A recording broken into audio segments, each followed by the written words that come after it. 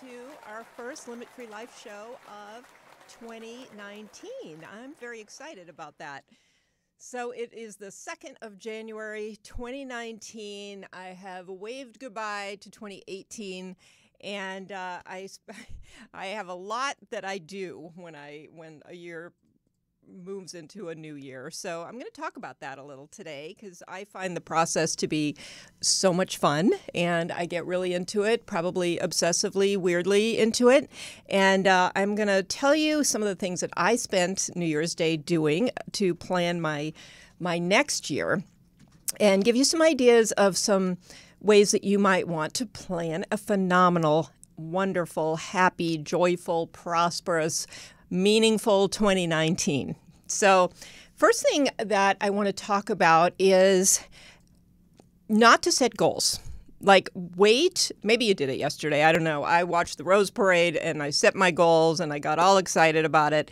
But I listened to a lot of new ideas on how to plan, and I have a lot of old ideas that I use in the past for planning. So I want to go over some of what I found to be the best. And again, I would advise people is we set them before we really dig into what they're about, why we're setting them, what they're really going to do for us. So I really like to step back and get some really deep clarity on who you are and what you want. I actually have a group program going on right now called Clarity. That's a 30-day boot camp to help you do exactly that. So I think before you set any goals, you want to be really, really clear on a few different things. First being, what happened last year? What the heck happened in 2018? The good, the bad, and the ugly. So 2018, whether it was a great year for you or a really not great year, and honestly, the people I've talked to mostly are also not just waving 2018 goodbye, but pushing it right out the door because a lot of people didn't have a great 2018. There were, of course, successes and victories that they can look back on and good things that happened.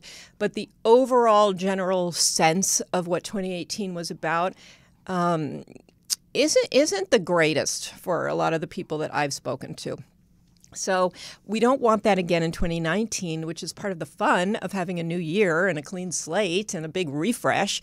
And but I would look at 2018 in an objective way, and I would see what can be gained from examining it a bit before moving into 2019. I think that's always one of the smartest things to do is to really, gosh, you had a whole year and you put a lot of effort into it and a lot of good things happened and a lot of not so good things happened. Maybe there were some mistakes made or some, things that just didn't work out the way you'd hoped. And then there's what I call the ugly, which is what were you not really willing to look at that closely? Maybe you had some things that you wanted to do that you didn't do, and you just zipped right by them without really paying a lot of attention. You didn't look at yourself and ask yourself why you didn't do some of these things. Maybe there was some fear involved or some other kinds of resistance that kind of kept you at arm's length from whatever that goal was. So we want to look at those because there's a few things that we can do with that information. So first, let's start by talking about the good from last year. So what happened that really, when you wrap up the year, what do you think your biggest successes were? I'm going to just give you some questions. You can write them down. You can, listen to this again and take some notes. But I think it's really, really important to start with something positive, regardless of what else happened. And that would be to ask yourself, what successes did you have? What victories did you experience? Large, small, that stuff doesn't matter at all. If you set out to do something and you did it, even if it was a very small thing, you still did it. And it really isn't whether it was a big, difficult goal or a small goal. Goals are goals. And if you meet them and you do what you say you're going to do, that is huge. So give yourself a pat on the back and a round of applause for whatever it is that was a success for you this year. Some of my successes aren't even about me. I mean, maybe my kids had some successes and I was part of that. I helped in some way. To me, some of my biggest successes this year actually are not business related. They're much more related to things like that. So whatever it is for you, this is your own little world that you're looking at. It doesn't have to be shared with anybody. And so identify the things that went well. Identify some of the highlights. So who did you meet this year that you just, that you were thrilled about meeting? Who turned out to be a great new connection? Do you have a new relationship of some kind, whether it's personal or business, that you're happy about? That was something that came out of last year that is something that brought you joy or brought you, abundance in some way. So whatever that might be, whatever happened that you can look at and think, wow, that was a highlight. If you had to find 5 highlights in the year, jot those down. If you did some new things, what was it that you did that was new, that was out of your comfort zone, that you tried to, experiment with, whether it went well or not? Hey, you got out of your comfort zone. You tried something new, and that is a success. What about places you went? Did you travel somewhere new? Did you see something new? Did you read something new? Did you learn something new? So what are some of the highlights that made 2018 stand out? What happened that you can carry forward into 2019 that will be helpful? So that's some of the good stuff that you can look at in 2018 and, kind of step into 2019 with a positive mindset and a positive outlook, knowing that regardless of what kind of year you had in 2018, there were these positive events, positive activities, highlights for the year. Then it's always a good idea as well to look at what wasn't so great, what you weren't so satisfied with, what didn't work out so well. And we look at that for one reason: to learn. So we don't look at it to beat ourselves up or to dwell on, this didn't work, so, I have to completely change course with what I'm doing. I didn't sell enough, so maybe I shouldn't even be in this business. That kind of negative thinking is not what we want to gain from this. We really want to just look at what we learned. So there are a million reasons why certain things don't happen for us. Maybe we didn't make enough money in 2018. Well, why? We really want to sit in this for a few minutes and brainstorm, why that happened or didn't happen. So we don't want to gloss over it. We don't want to say, I want to stay positive, so I'm not going to think about this negative event. We want to look at the negative event, and we don't want to beat ourselves up about it, but we want to examine it and just decide, was it something I didn't really even want to do in the first place, and I put it down as a goal because I thought I should? Was it something that was maybe it wasn't time yet? Maybe you identified something that you wanted to do and you weren't quite ready. So maybe that's something to move to a future year. Was there something that didn't happen because you didn't have the right environment? You didn't have the right people supporting you. You didn't have whatever you needed to really make that go. Was it just something that you lost interest in? Was it something that you didn't, you had some fear around and you just avoided it? Was it something that other people were criticizing? So whatever it is, I'm just throwing ideas out because I don't know what it is for you, and I'm just trying to give you some points so that you can have a basis for thinking about it a little more deeply. But go ahead and look at what didn't happen or what went wrong or what you didn't like about 2018, just purely for the purposes of learning. Do we want to let it go? Do we want to get rid of it in 2019 and just not have whatever it is as a thing anymore, as a goal, as an activity, as something that we're still trying to do? So there's the opportunity to let it go and say goodbye and just, it was an idea, didn't work, don't want to do it anymore, and I'm not going to carry it into the next year? Or is it something that you do want to try again to achieve? I have a few ideas that honestly, they're 4 or 5 years old. It just hasn't been their time, or I just didn't make the time for it for whatever reason. And so I have to evaluate, do I still want to do that? And in some cases I do, and in some cases I don't. So it's very freeing to let it go, for sure, if it's been weighing on you especially, or just dragging you down, feeling like one more thing that's on your to-do list that you haven't done. But it might be something that you're more ready to do now, and that's okay. And instead of spending any energy and time thinking about, yeah, but I didn't do it already, 2 years in a row, should I even put it on next year's list? If you still want to do it, yes, you should. And you should look at it as a fresh item. Don't think about the fact that you've been dragging it along into future years. Just look at it with a fresh eye. It might be a much better time to do it now than it was before. You may have learned some things that will make it better in 2019 that it would have been in 2017 or whenever you had it originally on your goal list. So you might let it go. You might carry it into the new year. You might change it. You might look at it and just think it was a good idea, but the way I was going about doing this just didn't work, or it wasn't in alignment with who I am, and so that's why I didn't do it. So that information will help you decide whether you want to take it into 2019 and do it differently. Again, just food for thought. These are some ideas so that you can look critically at what you're doing and what you did or didn't do. So before we go into 2019 and set new goals, we really want to reflect back on 2018. So we've got the good stuff. We've got the not so good stuff and some decisions about what we're going to do with those things. And then we've got the ugly stuff. So what do we want to do about that? There were probably a few things that came up that you had hoped to do, planned to do, and without any real rational, intentional reason behind it, you didn't do it. So those things, whatever they are, I would say maybe you had decided you were going to get out there and speak more, and for whatever reason you didn't do it.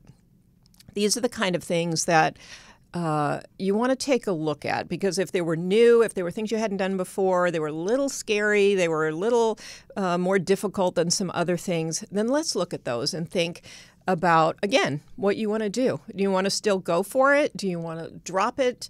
Why didn't you do some of these things? And watch the excuses. If you say, well, it's because I never had time, let's think about that a little bit and see if that was really the reason, or if that was just kind of a convenient thing that happened and you were really busy, so you didn't make time for something. But whatever it is, look at all three of those things and use that, spend some time with it, write them down. Oh, please write them down. Writing it down is so much better than just thinking of it. If answers are flying through your brain right now as I'm talking, please, when we end, write them down, because there is really almost nothing more powerful than writing things down. It's the only way it stays in your mind. It's the only way you really take it in and think about it carefully. And that way you can go back and reflect on it after this moment. And all of this requires a little bit of thinking. So write these ideas down, and let's talk about, once you've reflected on 2018 and you've got some ideas about what you liked about it, what you didn't like about it, what you're going to do in 2019, or how you're going to build on some of the things that you did in 2018, because that's the other thing. For all those things, whether successful or not, do you want to use those as stepping stones into the next year? So we're going to be reflecting and thinking a little bit before we set any goals for 2019. I would say spend a good amount of time on this, an hour, 2 hours a day, before you go and decide what the plans are for 2019.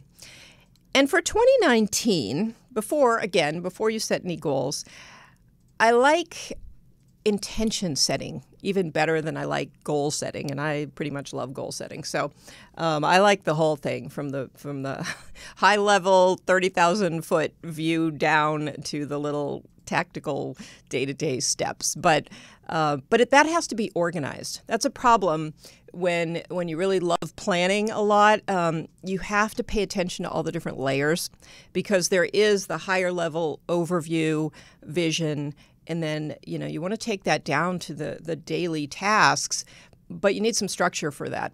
And again, that's why it's really important to write it down, because just trying to think that through in your mind, you can get really tangled up and end up with kind of a big chaotic vision in your head instead of one that you can actually follow and use.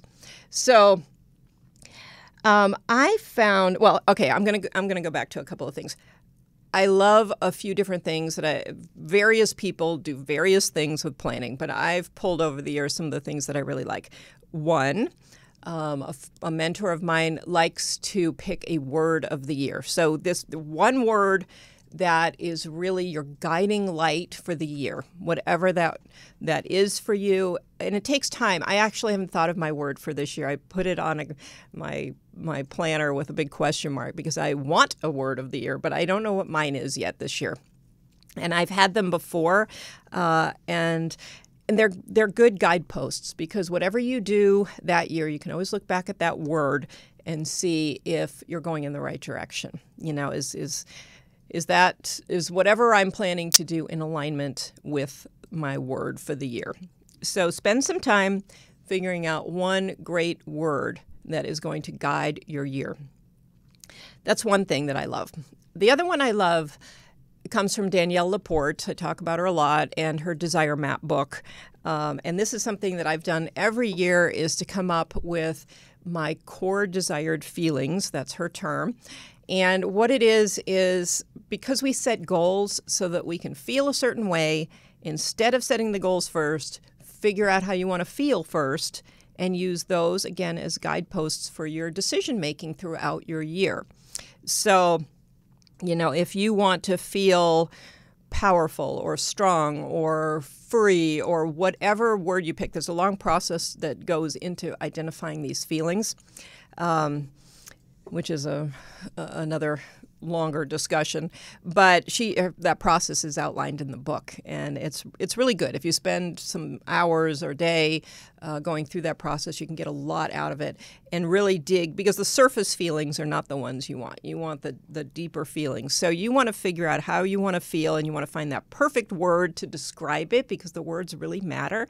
And words are different. If you say, I want to feel strong, or you say, I want strength to be my word, they're actually very different. Like the way you act when you're setting up your life so that you feel one or the other, you'll do different things. So just trust me on that one, I guess. It matters which word you pick. So we spend a lot of time when we go through that process with the thesaurus.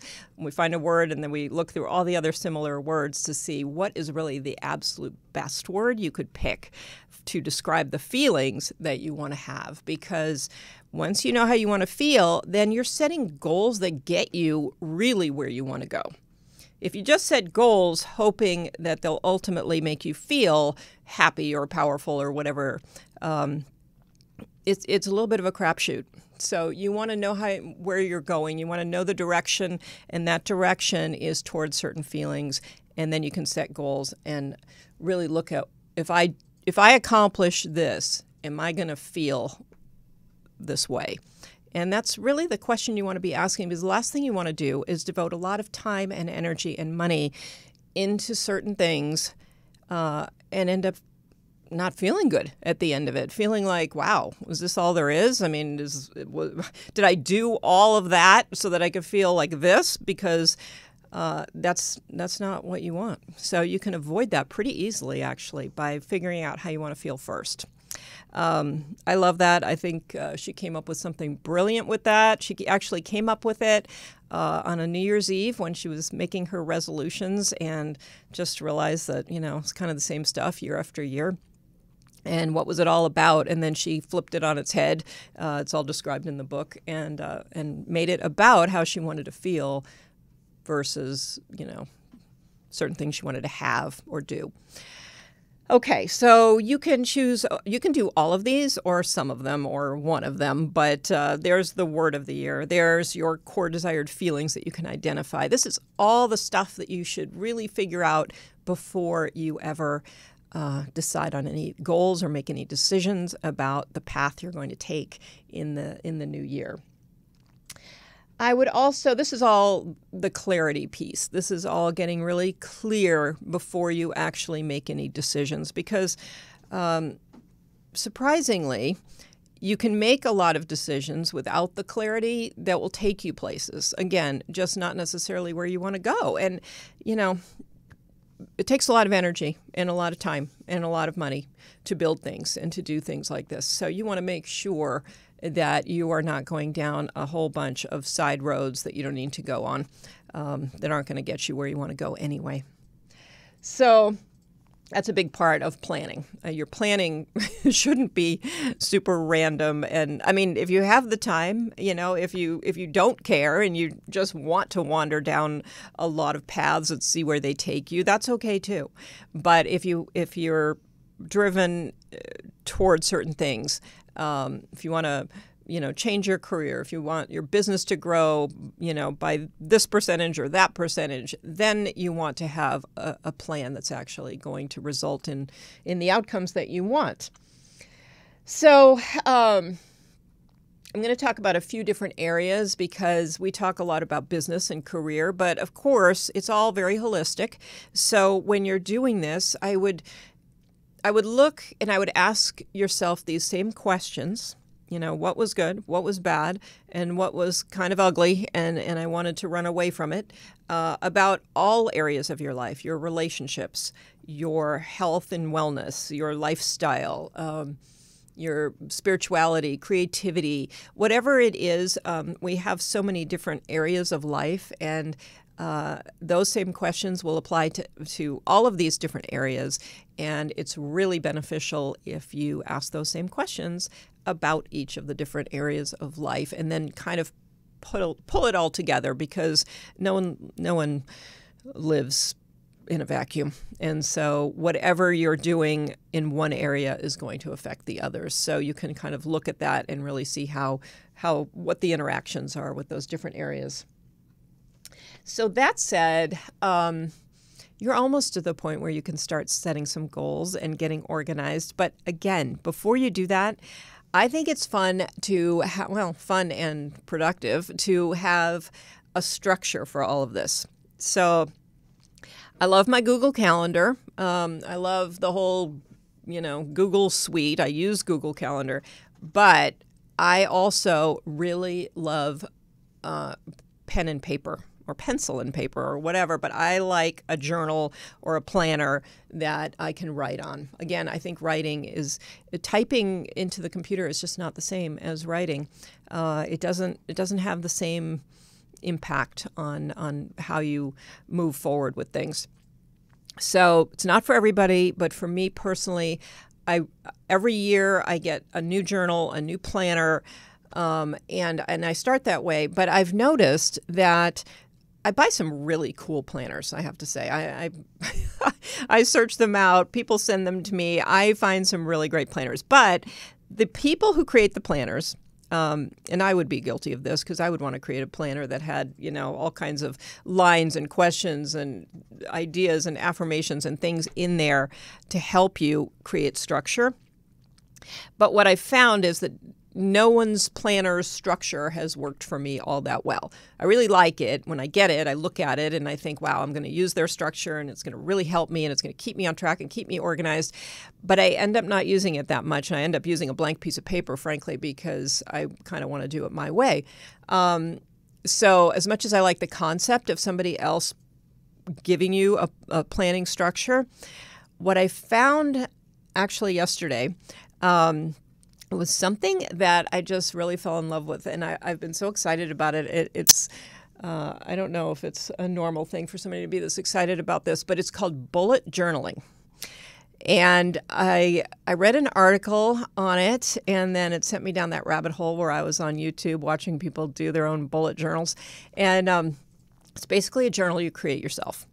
And so I've gone full circle, I think, from trying to use everybody's structured, organized journals to using basically just a big blank notebook with big blank pieces of paper, and using my own my ruler and my pen, and creating various structures. But what I like about this bullet journaling is, even though you're working with a big blank piece of paper, there's this concept behind how you structure it. And so if you can go on YouTube and you can look this up, and there are a lot of different ways to do it, but you set it up from overview to kind of the smaller tasks like I talked about before, and you set up everything you need.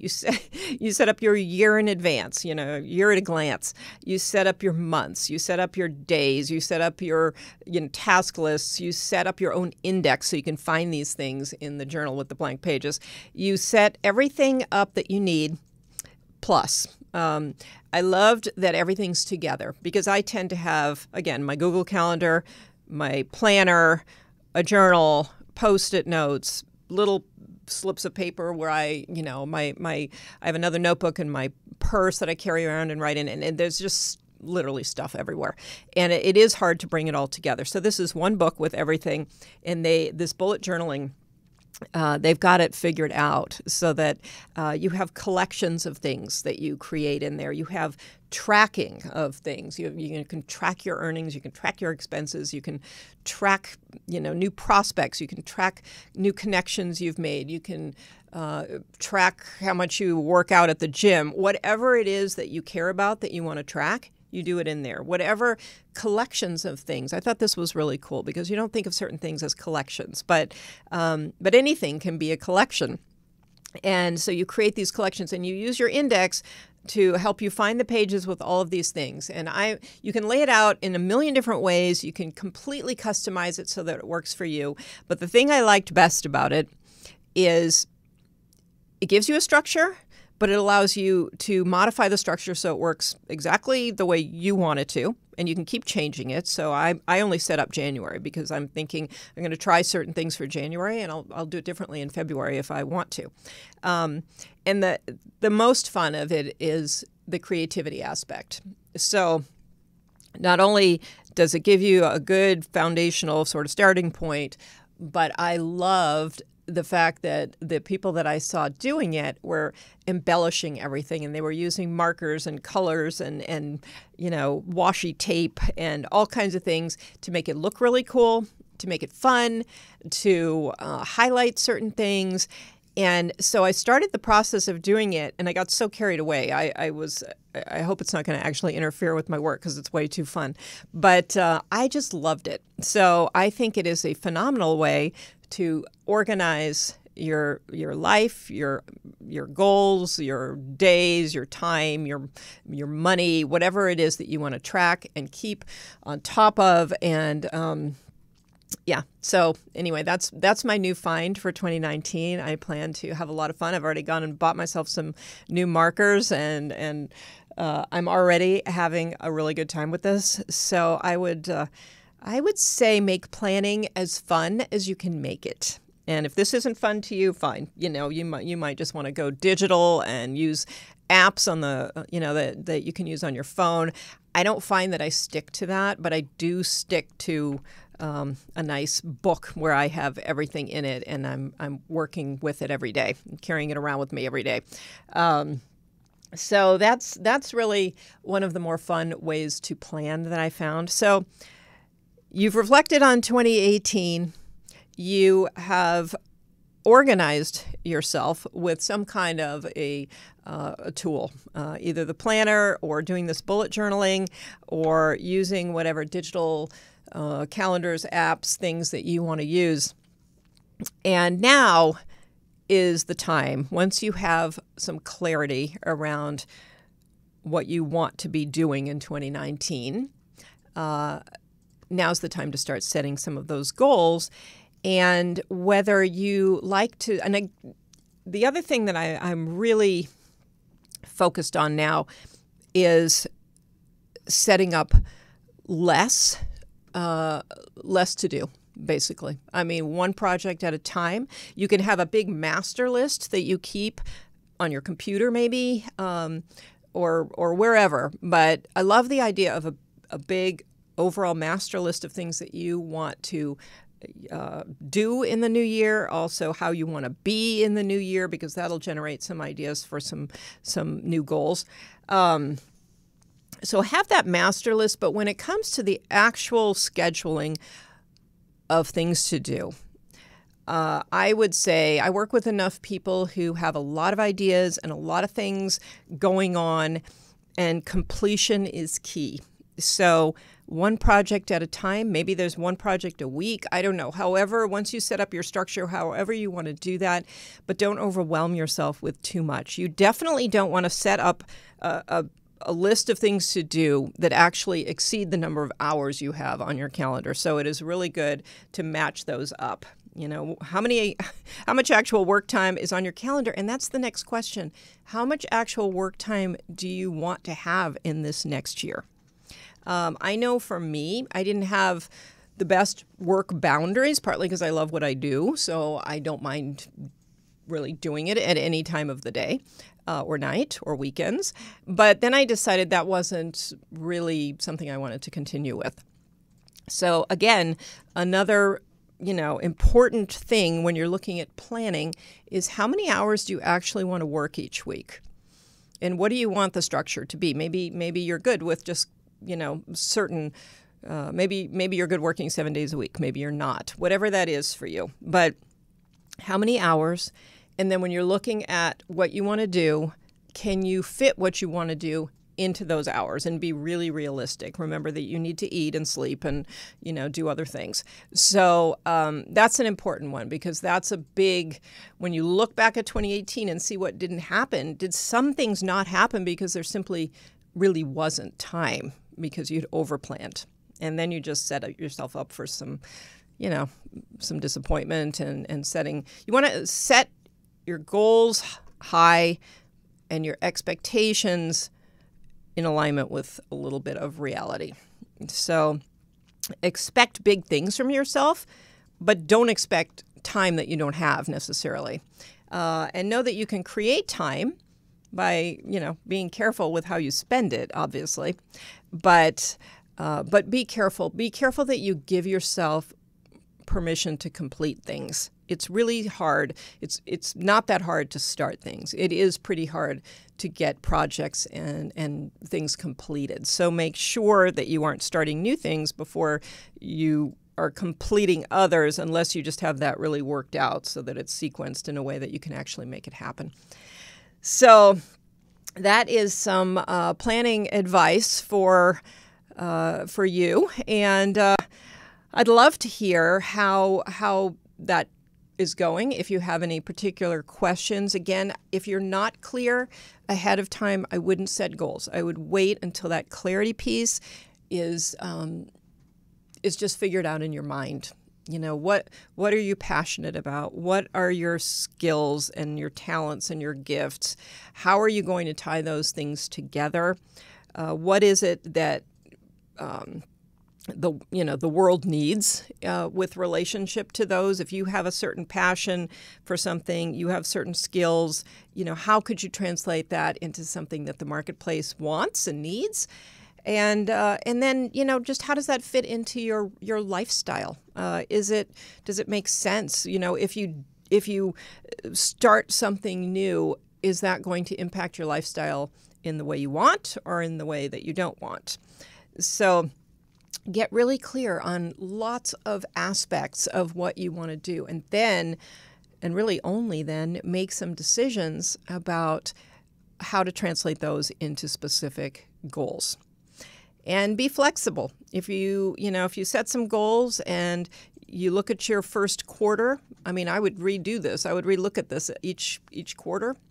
You could do it each month, whatever works for you, and be flexible. Be willing to change your plan as you go through the year. and keep checking in on whether things are working and whether the time, is enough for what you want to do, whether it's the right time. So, and keep looking at the good, the bad, and the ugly as you go through, particularly the ugly. So if you have some things and they're things you say you want, but you're not going after them, you're not making them happen, what is that about? Because there's usually some deeper questions when it comes to certain particular goals. And so you need to sit with that a little bit at the end of, various periods, whether it's a quarter or whatever, and make whatever adjustments you want to make. So that's my little Happy New Year's spiel on planning and getting yourself excited about the year to come. I do think it's going to be a great year. I'm very excited about about a refresh and a time to really think differently about yourself and what you want and how you're going to go forward in a new year. And I personally get very excited about it, and I hope you do. So if you have any additional questions, you want any additional help with this, you can reach me at limitfreelife.com. You can also reach me on Facebook and Instagram under Business Enlightenment. I have a different Instagram handle. And then you can email me at michelle@limitfreelife.com. I'd love to hear from you. I'd love to help you with this. This is one of my favorite things. And so thank you for being here. We look forward to seeing you on Wednesdays at 1 o'clock at what's now going to be ubngo.com. So UBN is changing as well. UBN is growing and planning and relooking at itself. So I'll keep you informed on the new website and the new things happening there. But thank you for being here today. And again, Happy New Year, and see you next week.